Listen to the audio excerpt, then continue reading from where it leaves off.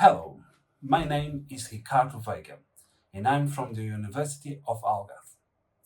And I'm coming here today to talk to you about a dance, not a TikTok dance, about monitoring the underwater species. We all know about climate change, and I believe since our childhood we have been witness to what is happening. But this is not about climate change. This is about how climate is changing.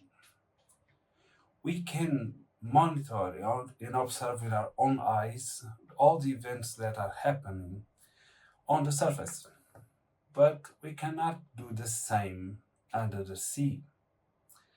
When we look at the sea, we see little more than its own surface, which means that we need to conduct underwater surveys which take weeks or months before delivering results, which means we cannot have real-time data. We also have underwater stations. I've been on the team setting up one of these stations so that we could have access to this data in real time, either through various sensors or, for example, through cameras. Even though cameras don't have a great range underwater, we are still able to capture something. The fish, they are real photogenic. With climate change, the sea temperatures are rising, and with these changes, ecosystems shift, migrations change, and fish move to new ecosystems, becoming what we call invasive species. These invasive species can absolutely destroy an ecosystem, and it's important for us to provide this information to those who can act before that happens.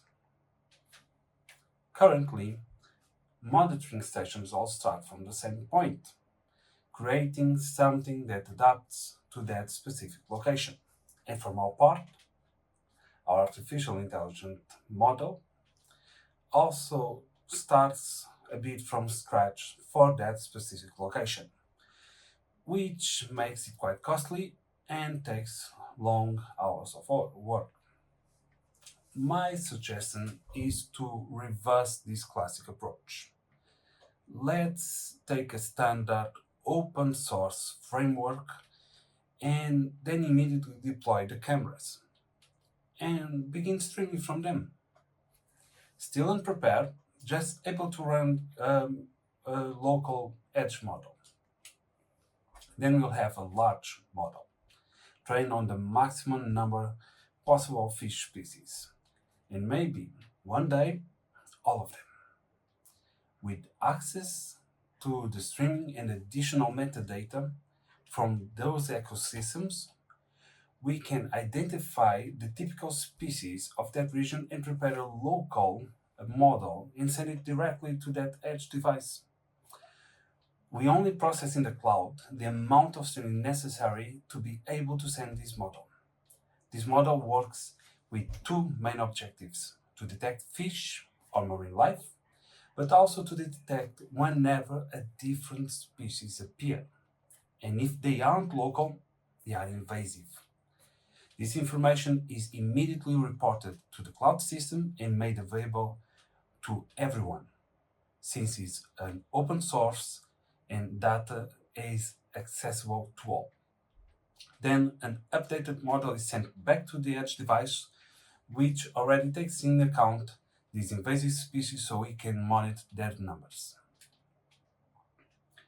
By doing this dance, this back and forward, we create a system that is more sustainable, whether in terms of energy or in terms of being able to set up multiple monitoring stations, so that we can have a better understanding of the impact that climate change is having below water. Thank you very much.